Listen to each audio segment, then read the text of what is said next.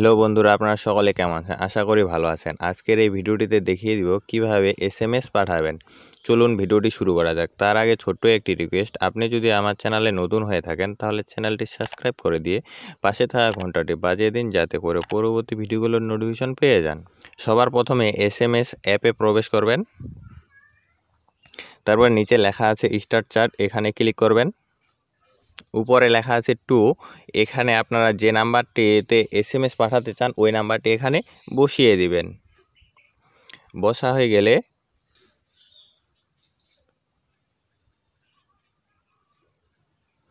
আর যদি আপনাদের নাম্বারটি ফোনে সেভ করা থাকে তাহলে এখান থেকে সার্চ দিবেন, যে নামে সেভ করা আছে ওই নাম দিয়ে সার্চ দিবেন।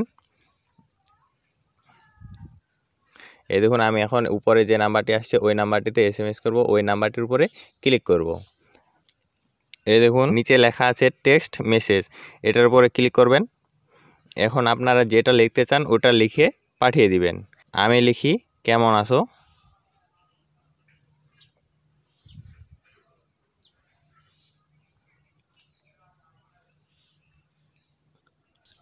লেখা হয়ে গেলে এখানে সাইডে তীর চিহ্নের অপশন আছে, এই তীর চিহ্নে ক্লিক করবেন।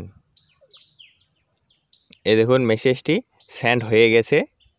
এভাবে আপনারা সহজে এসএমএস পাঠাতে পারবেন।